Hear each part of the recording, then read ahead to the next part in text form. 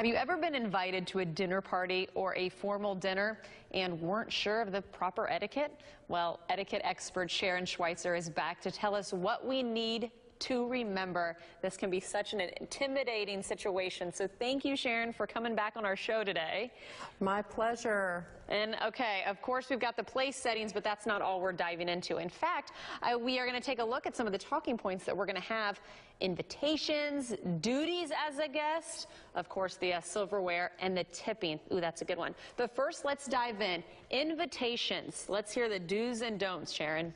All right. When you send out an invitation as a guest, you know, we're talking about modern manners here. Okay. So now the trend is manners are really just like everything else. They evolve. So manners are not static.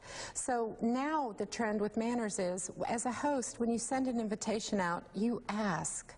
You know, you ask if there are any special dietary needs. The guests need to let the host know. And the guest also is asked about that now. So the host will ask, tell me, you know, are you gluten-free, sugar-free, dairy-free? That's not going to be stated on the invitation, but what it will say is, please advise of special dietary needs. And it's the guest's obligation to let that host know that and do so within 24 hours. Now, sometimes you don't get back to that host within 48 or 72 hours, and that's fine. What you don't want to do is wait that long stretch of 2 weeks right before the party when the host has everything all planned. Okay, so that's definitely a good one. And let's talk about, before you get to the party, anything you need to keep in mind as you're preparing so that you show up with your best foot forward, if you will. Yes, you want to bring a little hostess gift.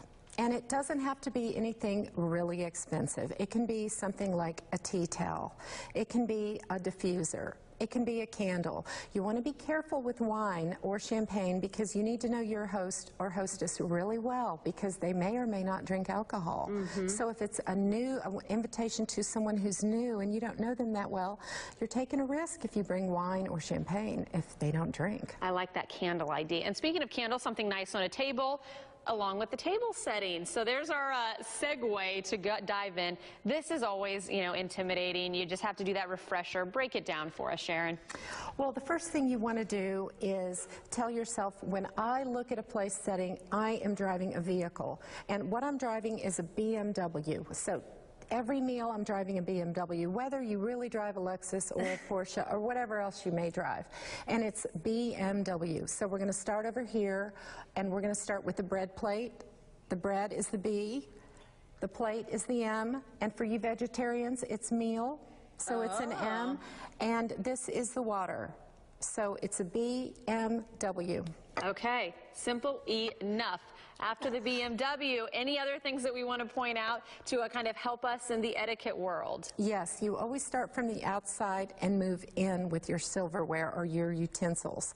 So in this place setting, you would start with that outside fork and this outside knife. So you may be receiving or dining on a salad. Then you may go to the next course. And you always remember the dessert fork or the dessert spoon is up at the top of the place setting. So this would not necessarily be a soup spoon, or it wouldn't be a coffee spoon. This is for dessert. And so let's talk, okay, dessert, and really quickly, always running out of time, we do want to point out the tipping thing.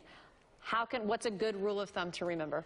The good rule of thumb to remember is you want to remember to tip. We are a tipping economy in the U.S. Many economies are not, but in the U.S. we are. And you want to tip 15 to 20% is the average in the U.S. And for really good service, people will tip more than that. There are some guidelines you can go to on my website, or any etiquette expert that's good will have a tipping guidelines on their website. And so it's very helpful to have that. You can also download a little tipping card from tipping.com and put it in your wallet. It's very helpful. I'll say those little cheat sheets right there, those are nice. You can put that in your wallet or your purse, pull it out, and do the calculations. Okay. Now, some people tip before taxes and some people tip after taxes. That's a personal choice and a personal decision, and there's no right or wrong with that. You just need to make your own decision and stick with it. Sounds good. Well, thank you so much. I hope you stick with the Morning Blend because you have some great tips that we really do appreciate. Thank you.